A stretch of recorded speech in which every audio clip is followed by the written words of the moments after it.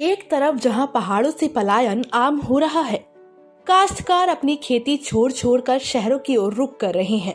ऐसे में अल्मोड़ा के रणजीत सिंह काश्तकारों के लिए एक मिसाल बनकर सामने आए हैं। उन्होंने पहाड़ों पर खेती करने का फैसला किया।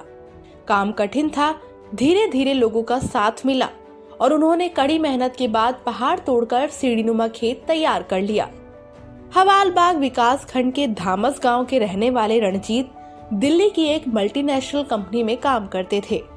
कोरोना की वजह से जब उनकी नौकरी चली गई तो मजबूर होकर उन्हें अपने गांव लौटना पड़ा। ऐसे में उन्होंने खेती को ही अपनी आजीविका बनाने का फैसला किया। पहाड़ पर जंगली जानवरों का आतंक और सिंचाई के लिए पानी की कमी जैसी कई समस्याएं थी, लेकिन रणजीत ने हार नहीं मानी।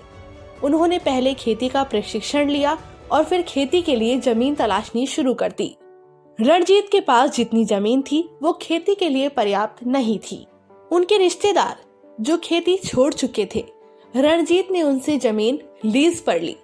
इसके बाद उन्होंने करीब 50 नाली यानी करीब 1 हेक्टेयर बंजर जमीन काटकर सीढ़ीनुमा खेत तैयार किया।